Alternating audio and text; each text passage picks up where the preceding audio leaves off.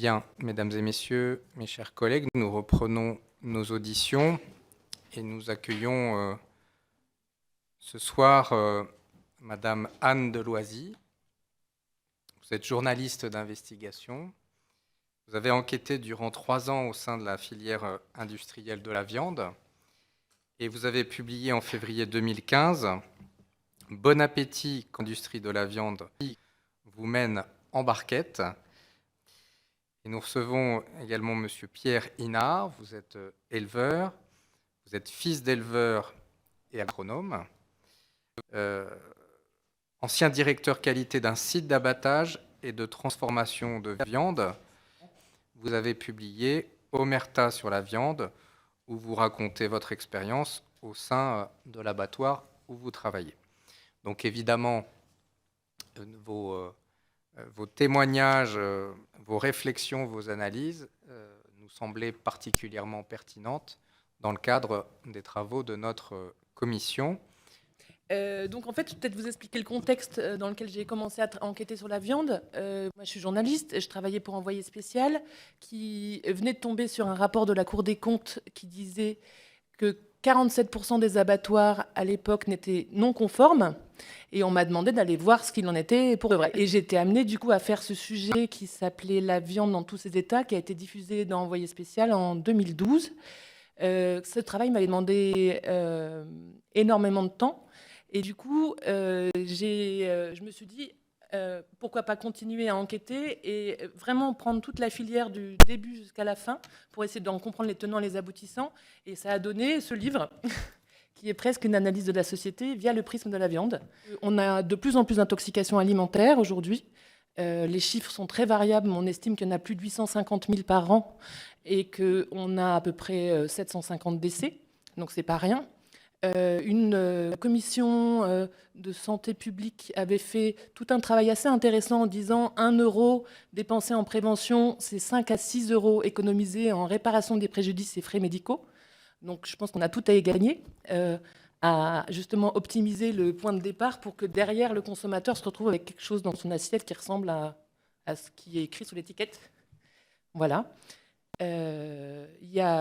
Moi, j'avoue que je suis assez perplexe parce qu'on se retrouve aussi dans une situation où on se rend compte que les Français sont tellement déconnectés de la réalité de l'élevage, de la réalité de la vie, de ce qu'ils mettent dans leur bouche pour se nourrir, qu'on a des constats aujourd'hui encore plus effrayants. D'ailleurs, chez les jeunes, si on regarde les jeunes, on a un chiffre qui dit qu'un enfant sur 2 ne sait pas que le jambon est fait à partir du cochon, qu'un nugget, c'est du poulet, et qu'un steak haché, c'est du bœuf. Encore que, il suffit de regarder, c'est pas toujours du bœuf, mais souvent, c'est du bœuf. Voilà. Donc, il y a peut-être urgence, là, à reconnecter l'humain avec ce qui le permet de se nourrir, sans compter que, là encore, on parlait des 1 euro prévention, 5 à 6 euros en réparation des préjudices. Si vous mangez quelque chose qui est de mauvaise qualité, vous allez devoir vous retrouver chez le médecin. Alors, certes, c'est la Sécu qui paye, mais au final, c'est quand même vous qui êtes malade. Donc, voilà. Où est-ce qu'on se situe par rapport à ça ? Avez-vous été surpris par les vidéos de L214 qui ont été à l'origine de la création de cette commission d'enquête ? Donc, vidéos, je le rappelle, prises clandestinement dans les abattoirs d'Alès, du Vigan et de Mauléon. Est-ce que ça vous a surpris ? Est-ce que vous considérez que ce sont des phénomènes exceptionnels ou des phénomènes récurrents ? Par rapport aux images de L214, moi, comme je vous disais, je n'ai pas pu rentrer par la porte, mais je suis rentrée par la fenêtre. Et donc, j'ai quand même visité une quinzaine d'abattoirs, sans leur dire que j'étais journaliste. Donc, ça s'est passé, a priori, dans des conditions classiques de travail. Et effectivement, j'ai pu constater des phénomènes extrêmement violents vis-à-vis des animaux. Alors, pas systématiquement, mais de façon assez récurrente dans beaucoup des abattoirs que j'ai visités. Donc, ce n'est pas des images exceptionnelles, malheureusement.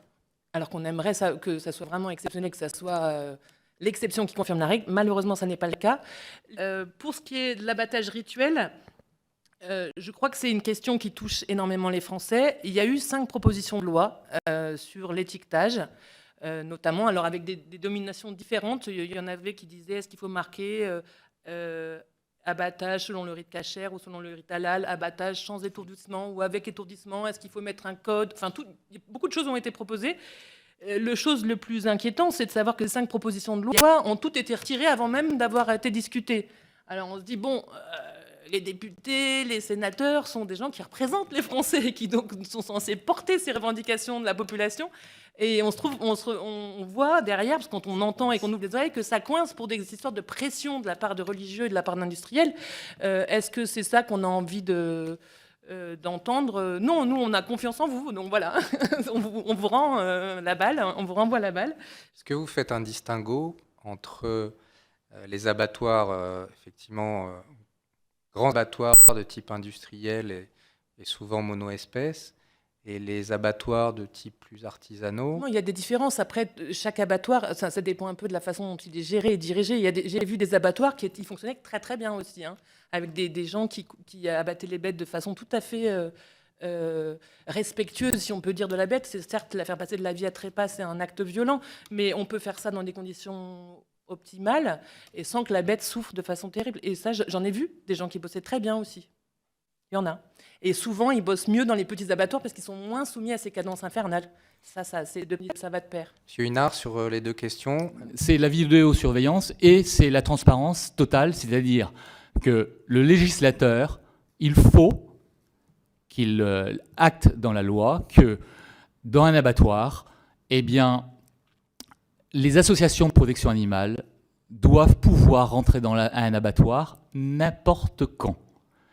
Ça ne veut pas dire les plus extrémistes, mais le préfet agrée des associations comme œuvre à l'assistance aux animaux d'abattoirs et des associations de protection animale peuvent rentrer et n'ont pas, l'industriel n'a aucune légitimité à dire non, vous ne pouvez pas.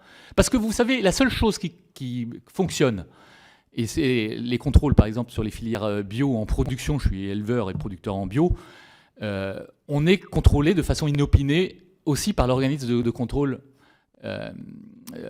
Bon, moi c'est EcoCert, mais eh bien, des contrôles inopinés, c'est la seule solution valable. Je voulais vous dire en préambule que je n'ai pas lu vos ouvrages parce que je n'ai pas eu le temps de le faire. Et deuxièmement, que je suis à la fois surpris et admiratif de votre franc-parler à l'un et à l'autre, dont j'imagine qu'il n'est pas tous les jours facile à porter. Moi je veux vous interroger sur votre statut dorénavant de lanceur d'alerte et les prolongements que vous y voyez. Je m'explique.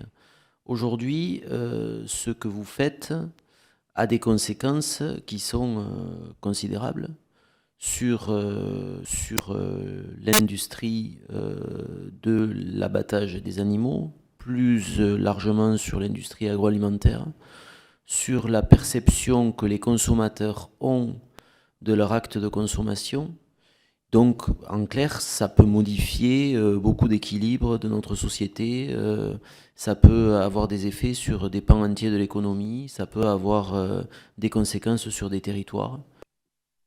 Pour aller dans votre sens, vous voyez bien que je suis aussi, dans ma fonction, éleveur passionné. Ça veut dire que j'élève en sachant que l'animal que je vais élever sera consommé, donc abattu.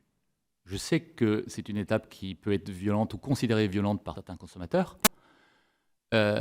C'est un droit que j'octroie à l'homme et c'est pour ça que je suis sur moi une troisième voie entre on ne doit plus manger de viande ou on mange de la viande, on s'en fout et puis on ne regarde pas comment c'est produit ni comment c'est abattu, mais vive l'industrialisation, tout va et puis on s'en fout du reste et de la condition animale. Et moi, je dis, il y a une troisième voie, c'est-à-dire une voie de sagesse, une voie qui dit que, eh bien, il faut en élever moins, élever bien, donner à l'animal une vie décente où on a envie de partager sa vie ensemble. Certes, on sait qu'on va garder la maîtrise, c'est-à-dire à un moment donné de décider d'une fin. Mais même dans la nature, je le disais moi aux associations à L214, je suis éleveur, j'observe des animaux qui ne sont pas élevés pour être abattus, et des fois les fins de vie ne sont pas heureuses. C'est pas idyllique les fins de vie, quelles qu'elles soient. Ici, bon, on met une date butoir pour une consommation. Ce qu'il faut, c'est qu'il faut que ce soit fait avec respect de l'animal, en sachant, en ayant conscience que c'est un être sensible à qui on doit du respect, qui plus est parce qu'en plus, il se donne à nous et on va le consommer. Et donc c'est pour ça que moi, il y a cette troisième voie, c'est-à-dire d'élever un animal en respectant ses conditions physiologiques. Ça veut dire élever en plein air, avoir une vie qui soit soutenable, un abattage où justement on intervient sur l'amont, c'est-à-dire l'amener à l'abattoir pour limiter les stress dans les transports, l'amener jusque donc au piège, au poste de tuerie, la mise à mort.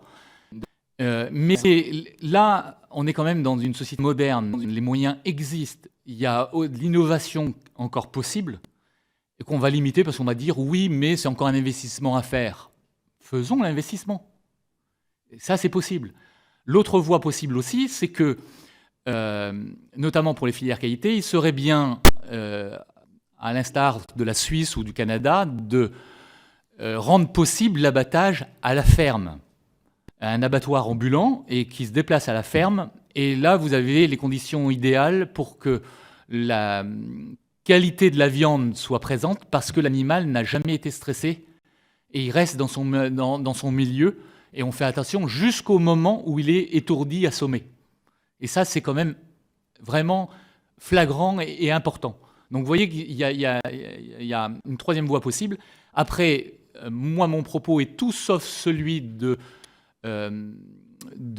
crier totalement sur tout ce qui est transformation, commercialisation, transformation et consommation de la viande, parce que d'abord je suis éleveur, j'en suis conscient, il y a moyen de faire autrement, et je le fais déjà aujourd'hui, puisqu'il a bien fallu commencer à réinventer une autre vie, puisqu'on m'empêche d'exercer mon métier de base, vous l'avez compris, ça c'est le paradoxe insupportable des lanceurs d'alerte, c'est-à-dire qu'on n'est pas indemnisé, on n'est pas protégé, et celui qui doit disparaître dans l'histoire, c'est celui qui a amené l'information, qui a révélé et qui a fait respecter la loi, et non pas le fraudeur et l'industriel qui a été pris en flagrant délit. C'est-à-dire que M. de Courson, dans une précédente commission parlementaire sur les lanceurs d'alerte, disait « mais c'est quand même incroyable, notre loi n'est pas aboutie, il faudrait faire en sorte que ce soit le fraudeur qui soit contraint de laisser la direction de l'entreprise et qu'on lui dise, voilà, on vous indemnise, vous sortez,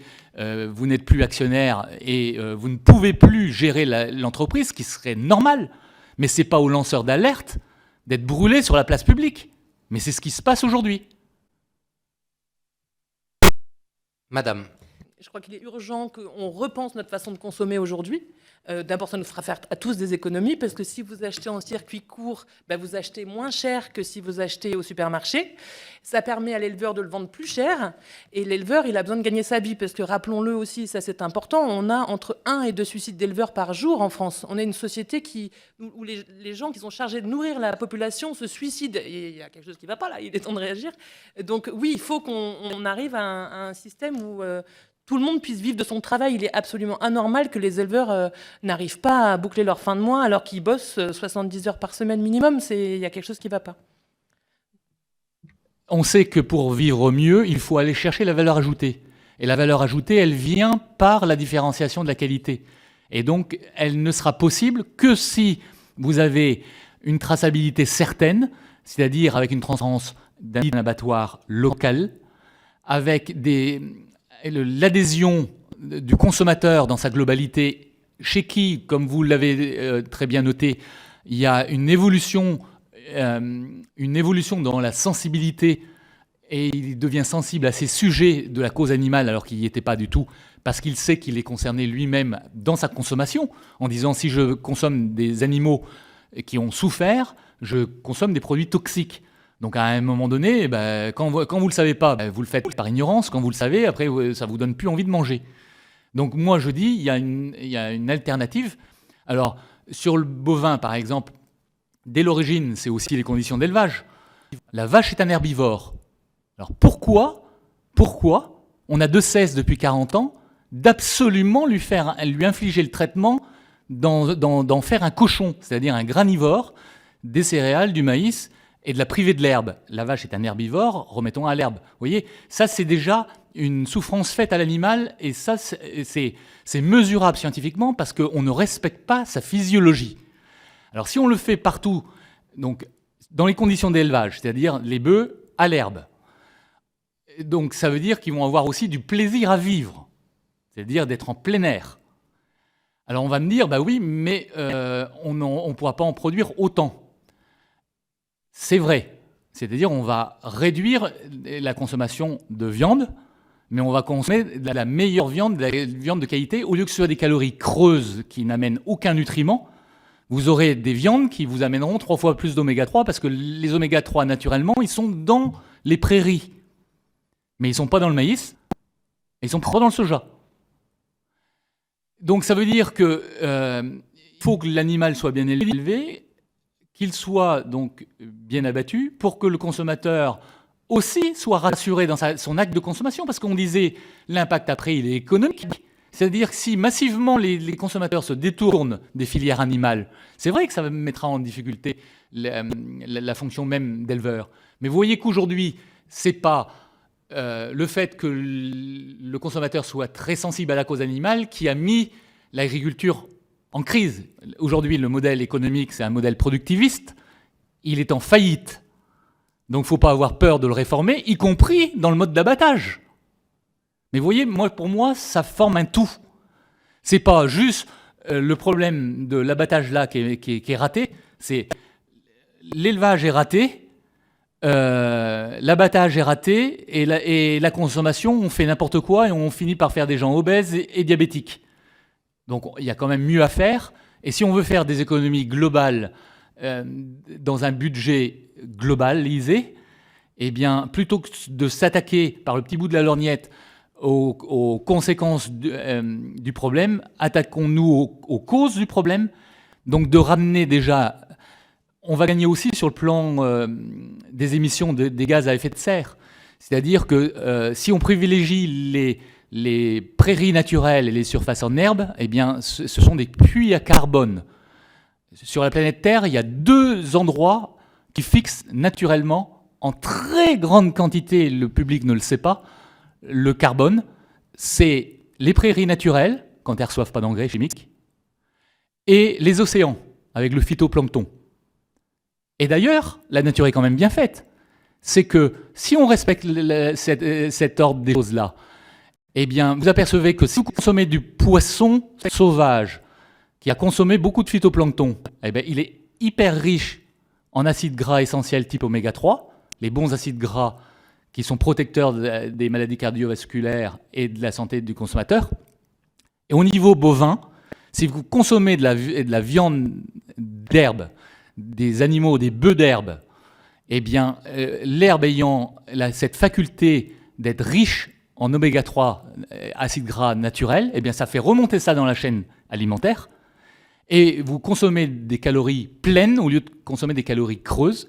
On ne vous pollue pas et on vous amène des nutriments. Donc vous pouvez consommer moins de viande, de meilleure qualité. Et toutes les surfaces qui n'ont pas été données à manger aux vaches pour ne pas les transformer comme des cochons, eh bien, toutes ces céréales, tout ce maïs que vous n'avez pas donné là, aux cochons et aux vaches, eh bien, vous pouvez le donner pour alimenter des humains. Et il y a une efficacité énergétique bien plus grande. Vous voyez, donc ça veut dire que le sujet, il est vraiment global. Il faut le prendre dans sa globalité. Merci monsieur, merci madame pour ces témoignages cash, sans langue de bois. Nous reprenons nos auditions demain.